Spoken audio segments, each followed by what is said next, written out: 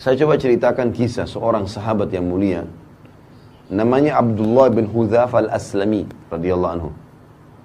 Abdullah bin Hudzafa ini jarang sekali orang tahu kisahnya. Tapi beliau punya satu hal, terutama pada saat menghadapi kematian, yang luar biasa.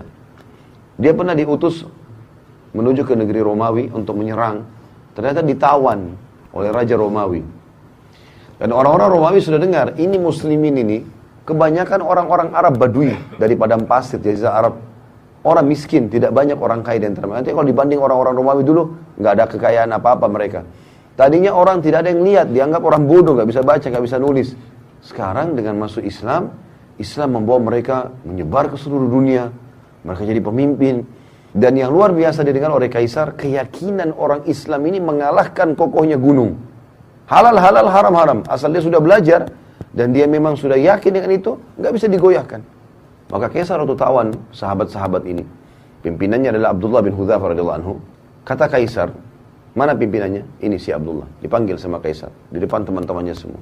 Waktu itu kita perlu tahu teman-teman, Kaisar Romawi menguasai setengah dunia. Kekuasaannya ini bukan kayak cuma Indonesia saja. Setengah dunia ini dikuasai sama dia. Kerajaan Romawi dulu terkenal, Bizantium Romawi. Kata Kaisar, hai Abdullah, kalau kau mau pindah ke Nasrani, masuk agama Nasrani, saya akan kasih kau setengah kerajaanku. Sekarang kau langsung jadi raja. Teman-teman bayangkan kalau kita ada orang punya 100 miliar, lalu dia bilang, saya kasih kamu 50 miliar, pindah agama. Mungkin orang-orang yang lemah imannya, 50 miliar tadinya mungkin 1 juta pun susah dipegang. 50 miliar ini mengkhayal bagi dia. Bahkan orang banyak pindah agama karena Indomie. Di Indonesia kan ada begitu. Kasih sembako pindah agama. Atau memperjualbelikan agamanya, berkedok Islam tapi benci Islam. Banyak sekali di Indonesia. Abdullah bin Hudzafa ambil pelajaran teman-teman sekalian. Ditawarkan setengah kerajaan Kaisar. Datangkan saksi-saksi. Nih, saksi semua ini bukan main-main. Kamu bilang saya masuk Nasrani, setengah kerajaan. Dari Badui padang pasir orang miskin jadi raja langsung. Berdampingan sama Kaisar. Apa jawaban Abdullah? Kerajaan ditawarkan. Dan ini tidak main-main, serius. Akan dikasih kerajaan. Kata Abdullah, wahai Kaisar, jangankan setengah kerajaan Anda. Seluruh kerajaan Anda, seluruh kerajaan Arab dan Ajam. Semua kerajaan di muka bumi ini. Mau orang Arab, mau orang selain Arab. Dan kerajaan Anda pun semuanya kalau saya dikasih. Untuk meninggalkan agama saya sekejap mata, sekedip mata saja. Tidak akan saya lakukan. Tidak bisa. Ini ngalahin kokohnya gunung. Teman-teman sekalian, imannya. Luar biasa gitu. Sayangnya sebagian kita hanya seperti kerupuk. Diketuk pecah. Maka waktu itu Kaisar ini punya anak perempuan. Orang bule. Kalau kita sekarang sering ucapkan begitu. Yang terkenal kecantikannya, masih gadis, tinggi, putih, cantik, fitnah bagi laki-laki. Sampai banyak raja-raja waktu itu dan para perdana menterinya Kaisar, panglima perang berharap jadi suaminya perempuan itu. Dikeluarkan oleh Kaisar, dulu di sebelahnya. Hai Abdullah, setengah kerajaanku dan nikahi anakku. Ini juga plus lagi, dapat perempuan tercantik di dunia pada saat itu. Kata Abdullah dengan kalimat yang mungkin Kaisar tidak semudah itu memahaminya ya. Tapi orang beriman harus bisa paham. Dia mengatakan Anda menawarkan anak Anda perempuan ini untuk digantikan dengan bidadari yang Allah janjikan untukku di surga. Artinya percuma, nggak mempan. Maka kata Kaisar, penjarakan orang ini. Instruksinya, jangan kasih makan dan minum. Teman-teman kita kalau nggak makan 2 hari, 3 hari, lapar tapi masih bisa hidup. Tapi kalau nggak minum, ini nggak mudah nih. Dari pagi sampai malam kita nggak minum, sudah kering tenggorokan.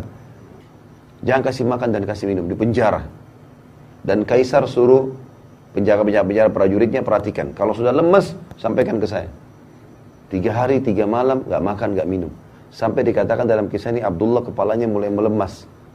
Condong ke kiri, udah lemas gitu. Nggak ada minum, nggak ada makan. Lalu pada saat itu, kata prajuritnya Kaisar, sudah lemas. Kata Kaisar, masukkan babi dan khamr di penjaranya. Ini bukan babi sembarang ya, babi masakannya buat Kaisar. Jadi babi dengan bumbu yang wangi, nampan yang bagus, segala macam, menggoda luar biasa. Dan dalam kondisi dia lapar. Kemudian khamr di kendi yang memang punya Kaisar. Tempatnya itu bukan sembarangan, dari emas. Taruh di situ. Subhanallah, Sampai 3 hari ke depan, sampai daging babi itu menjamur, gak disentuh sama Abdullah. Padahal sudah mau mati. Kata prajuritnya, gak disentuh Kaisar. Sampai berjamur tuh babi. Panggil dia, panggil. 6 hari sekarang gak makan, gak minum. Ini luar biasa ini. Lalu kata Kaisar, kenapa kau gak makan dan minum? Kata Abdullah jawabannya, saya tahu dalam agama saya sekarang sudah halal tuh babi dan khamr. Karena saya akan mati kalau saya gak makan. Tapi demi Allah saya tidak akan biarkan kau menghina agamaku. Sama raja dunia dia ngomong ini. Saya demi Allah tidak akan membiarkan kamu menghina agamaku. Kaisar bilang kalau begitu saya akan bunuh kamu. Tapi bukan bunuh biasa. Saya akan masukkan kamu ke minyak panas. Didatangkan periuk teman-teman sekalian. Besar. Bisa nampung 10 orang laki-laki masuk ke dalamnya. Karena besarnya. Taruh minyak panas, dibakar. Mendidih minyak itu. Kata Kaisar, cemplungin satu persatu prajuritnya Abdullah. Jangan dia terakhir. Sekitar 30 orang. Begitu dilempar yang pertama teman-teman sekalian, dikatakan dalam riwayat kisah ini, dimasukin dalam hitungan detik tinggal tulangnya keluar. Karena panasnya minyak itu. Abdullah lihat nih. Satu dilempar, baju perangnya pun, kulitnya semua habis orang itu. Tinggal tulang, ngapung. Lempar yang kedua, begitu lagi. Yang ketiga, begitu lagi. Penuh dengan tulang-tulang manusia dan darahnya nih, minyak. Mendidih. Pas giliran Abdullah, dengan lemesnya lagi ditarik, netesin air mata Abdullah. Kata Kaisar, udah netesin air mata nih, mungkin mau berubah. Hai Abdullah, jadi pindah Nasrani? Dia bilang, tidak demi Allah. Lalu kenapa kau nangis? Saya menangis karena saya menyesal hanya punya 1 nyawa. Saya berharap punya 1000 nyawa, semuanya kau cemplungin ke minyak itu. Untuk mati menuju ke akhirat. Bagaimana orang beriman teman-teman faham masalah ini? Nggak ada yang goyahkan dia, dunia ini sebentar. Antum tarik kisah ini kepada penyakit yang sedang kita alami. Utang yang belum kita lunasi. Permasalahan rumah tangga yang kita hadapi. Seberat apa itu dibandingkan Abdullah ini? Nggak ada nilainya. Tapi dia begitu yakin, ada Tuhannya Allah. Dan dia yakin dunia ini hanya sebentar, dia akan menuju ke akhirat. Itu poin yang tidak boleh luput dengan kita. Dan itu makna daripada perkataan hadis ini. Yang Allah bilang, siapa yang rindu bertemu denganku, aku rindu bertemu dengannya. Artinya siapa yang selalu tahu, targetnya akhirat, dia akan menuju ke sana. Dan siapa yang benci bertemu denganku, dunia aja terus. Nggak ada urusan sama akhirat ini. Selalu pelanggaran, tidak ada kepatuhan, nggak ada taubat menyesal dari dosa. Maka aku pun benci bertemu dengannya. Semakna juga dengan hadis ini adalah hadis yang lain yang pernah saya sampaikan teman-teman sekalian, hadis sahih yang Nabi SAW mengatakan siapa yang rindu bertemu dengan Allah, Allah rindu bertemu dengannya. Siapa yang benci bertemu dengan Allah, Allah benci bertemu dengannya. Maka para sahabat sedih dengar hadis ini. Termasuk waktu Nabi SAW pulang ke rumah beliau, di rumahnya Aisyah radhiyallahu anha, maka Nabi SAW menemukan Aisyah lagi menangis. Kata Nabi SAW, kenapa kau nangis hai Aisyah? Ya Rasulullah, hadis anda ini luar biasa. Apakah kalau kami takut mati, berarti kami benci bertemu dengan Allah? Maka kata Nabi SAW, bukan begitu hai Aisyah. Tapi orang beriman, kalau akan meninggal dunia, akan dicabut ruhnya, Allah akan utus kepadanya beberapa malaikat. Dan ini kita akan saksikan. Masing-masing kita akan saksikan. Semoga kita termasuk orang beriman ini. Akan datang sosok-sosok malaikat yang memperlihatkan kepadanya amal-amal solehnya. Ini sholatmu, ini puasamu, ini zakatmu, ini bakti orang tuamu, ini majelis ilmumu, ini.